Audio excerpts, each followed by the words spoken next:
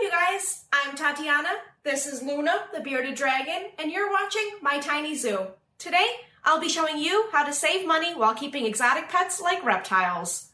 If you have an animal like a bearded dragon, a blue-tongued skink, a Euromastix, an iguana, Chinese water dragon, or even something like a tortoise, a bunny, or a parrot, then you definitely don't want to miss this video. We'll be going over 2 ways that you can grow your own salad greens, save hundreds of dollars every year on your pets, and you don't even need a backyard to do it. What do you say, Luna? Let's not waste any time here and get started on growing our own salad greens. So, first things first, you have to decide what you want to grow. Think about what your pet eats, or if there's something you want them to try but it's not available in your area, you can always buy seeds for that too.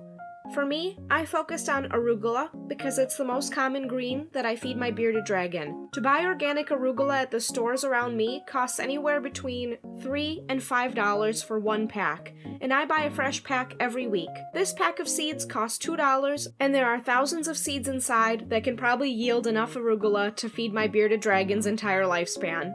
I also pick clover and dandelions because although both of these grow where I live, I can't guarantee they haven't been sprayed with pesticides or herbicides, and I don't feel comfortable gathering them from the wild. You can also pick vegetables you frequently use, like bell peppers, squash, or cucumbers, but for a beginner, and especially if you don't have a lot of space, I recommend starting with greens, which are pretty easy to grow. Let's get planting. The first method I'm going to show you is planting in pots. I have my pots set out on my balcony, and they're filled with last year's soil, so I'm just topping them off with fresh stuff. If this is your first year, you're obviously going to just fill the entire pot with fresh potting soil.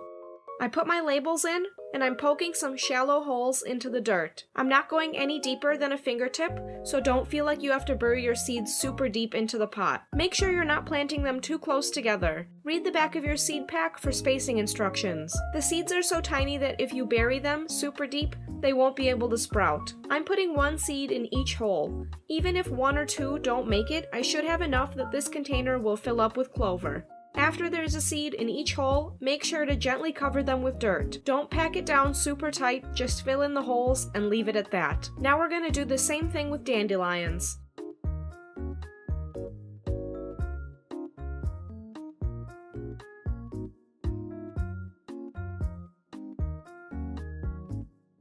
Once everything is planted, make sure to water it really well. Seeds need high humidity to germinate, so I come back and water these containers once a day if it's really hot, and once every other day if they're staying damp. Once the plants actually sprout, you can cut watering back to once every 2 days or so. Okay, now that I showed you one way to grow your own salad greens in a container, I'm going to show you the second way I talked about earlier, which is growing them directly in the bag of potting soil. And for this method, obviously you'll need the bag of potting soil, and you're also going to need a clear plastic bin. It can't be colored, it has to be completely clear, otherwise it's not going to work the way that we need it to. And it also has to fit completely over your bag of potting soil. And the only other thing that we're going to need for this is a pair of scissors or a knife. So let's get right into it. Once you've got all of your supplies, find a spot on your patio, in your backyard, or even next to a big window or sliding door, and set the lid to your container there. Next, we're going to place our bag of soil on top, and the first thing we have to do is poke some drainage holes. It doesn't have to be a crazy amount, we just want to make sure they're on all 4 sides. Turn your bag over so the holes are facing the lid, and make sure the soil is as flat as possible. Now I'm going to use my knife and cut the plastic off the top of the bag. Make sure to leave a lip so your soil doesn't come spilling over the sides. I also spread the soil throughout the bag to make it a little more even.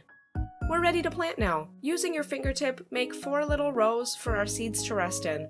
Just like in the containers we planted, these rows don't have to be very deep.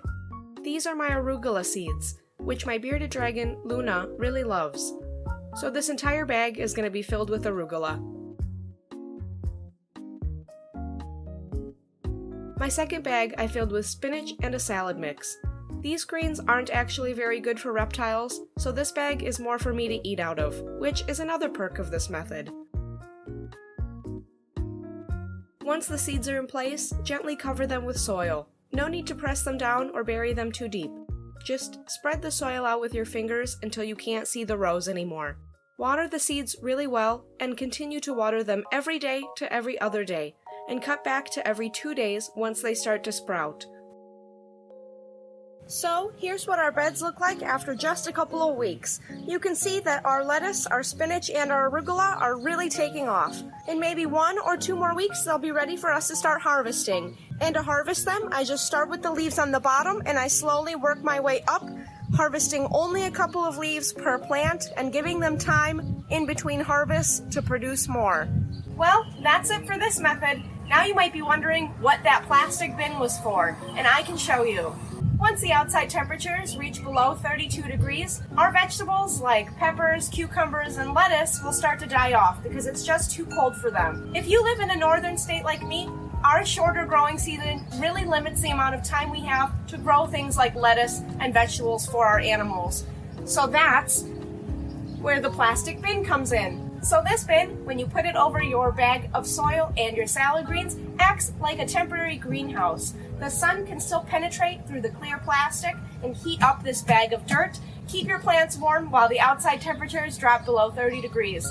This simple trick will actually extend your growing season by almost a month and sometimes even more depending on where you are.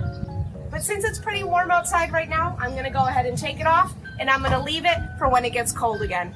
So that's all I have for you guys today. Please be sure to like, comment, and subscribe if you like this video, and I really want to hear if you guys are going to try growing your own salad greens at home. As always, I'm Tatiana. This is my dog, Clyde. You're watching My Tiny Zoo, and I put out new videos every week. I'll see you next time.